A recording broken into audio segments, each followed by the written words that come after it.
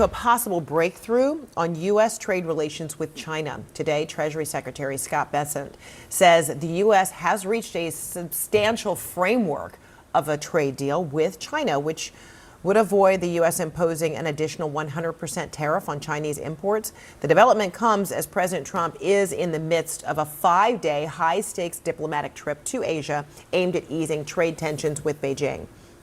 Bessent says the framework agreement sets the stage for Trump's meeting on Thursday with Chinese leader Xi Jinping.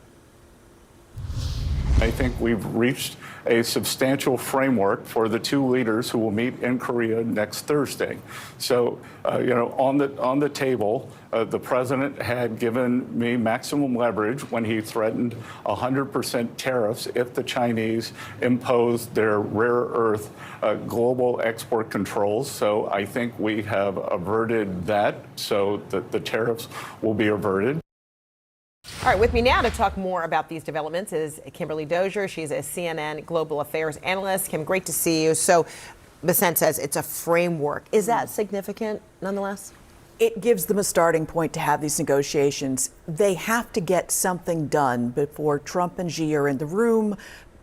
Trump doesn't want another replay of the Alaska meeting with Vladimir Putin, where he invested a lot of his personal political power and then got nothing for it.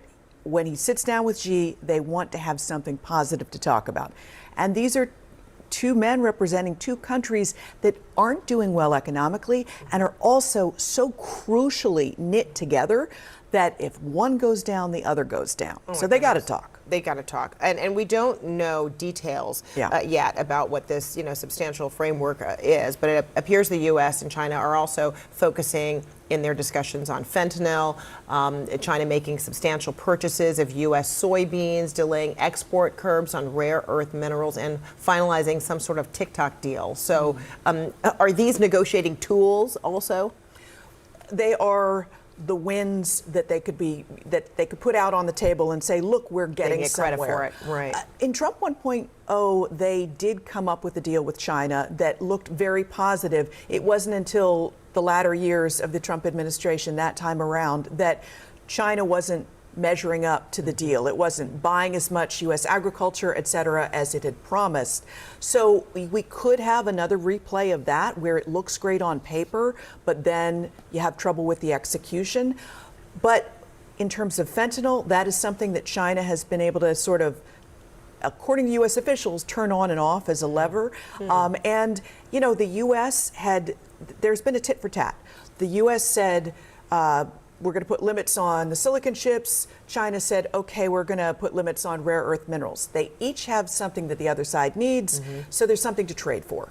And then what about on Russia? Because the president, he made it seem like it was going to be easy. He knows Vladimir Putin well.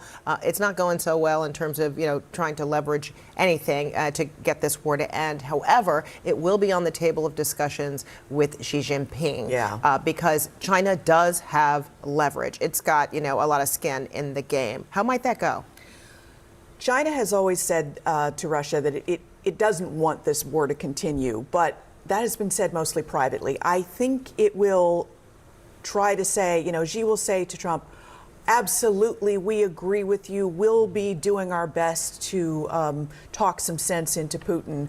Whether or not they'll follow through with that, at this point, Putin is making the White House nervous, and China likes that.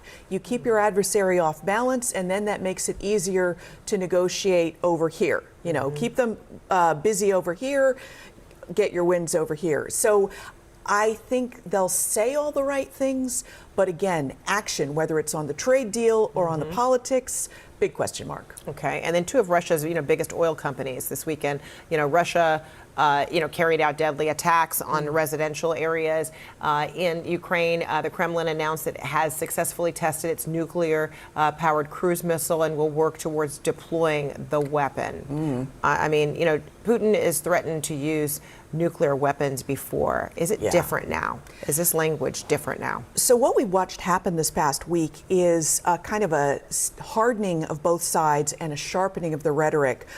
When Donald Trump announced that he was not going to go to Budapest because he didn't think that Putin was serious about agreeing to a ceasefire, and then that was followed by the sanctions against two of Russia's largest oil companies, just at a time when the Russian economy is already ailing and you're heading into winter. This is going to start impacting Russia's hard currency and make it harder for the government to pay all the government salaries and their version of Social Security, et cetera. That could lead to unrest. Putin isn't happy, so he's gone to the one place he knows that Donald Trump really worries about: nuclear weapons, talking about this new nuclear missile capability, alleged. I don't think the Pentagon has confirmed their version of it or what they've observed of it.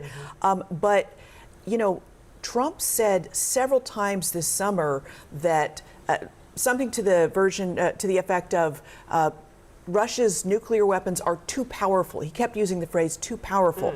So let's just see if this is Putin trying to, you know, push him back, see if it works. I'm going to be watching Truth Social to see how Trump responds. You and everybody else. Exactly. All right, Kim Dozier, great to see you. Thank you so much.